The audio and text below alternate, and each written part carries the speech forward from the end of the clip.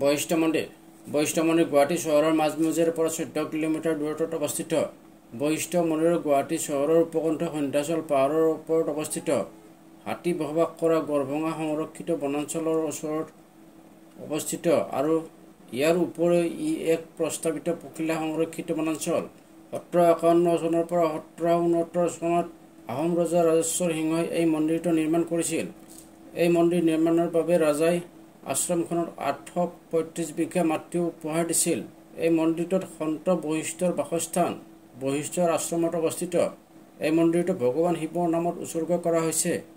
মেঘালয় পাহাৰৰ পৰা উৎপত্তি হোৱা পাহাৰীয়া নৈৰ পাৰত এই মন্দিৰটো থিয় হৈ আছে, যিবোৰ পাছলৈ চহৰখনৰ মাজেৰে বৈ যোৱা বশিষ্ঠ আৰু ভৰলু নদীত পৰিণত হয়।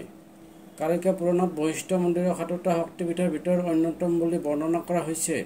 আশ্ৰমৰ ইতিহাস বৈদিক যুগৰ পৰাই আৰম্ভ হয়। মহাপুৰুষ বশিষ্ঠই এই আশ্ৰম প্ৰতিষ্ঠা কৰিছিল। কিংবদন্তি অনুসৰি এসময়ত সাধু বশিষ্ঠ কামাখ্যা দেৱী পূজা কৰিবলৈ কামৰূপলৈ গৈছিল। যেতিয়া ৰজা নৰকে তেওঁক তেনে কৰাত বাধা দিলে, তেতিয়া বশিষ্ঠই তেওঁক গালি পাৰিলে। বশিষ্ঠই সন্ধ্যাচল আশ্ৰমত নিৰ্মাণ কৰি শিৱ ধ্যান কৰি জীৱন যাপন কৰিছিল। বশিষ্ঠ মুনি বশিষ্ঠ নাৰায়ণ ৰচনাৰ কৃতিত্ব দিয়া হয়। বশিষ্ঠ মুনিয়ে আশ্ৰমখনৰ সৃষ্টি কৰিছিল আৰু ইয়াতে তেওঁৰ মৃত্যু হোৱা বুলিও কোৱা হয়। ইয়াত সন্ত বশিষ্ঠৰ সমাধিও দেখা যায়।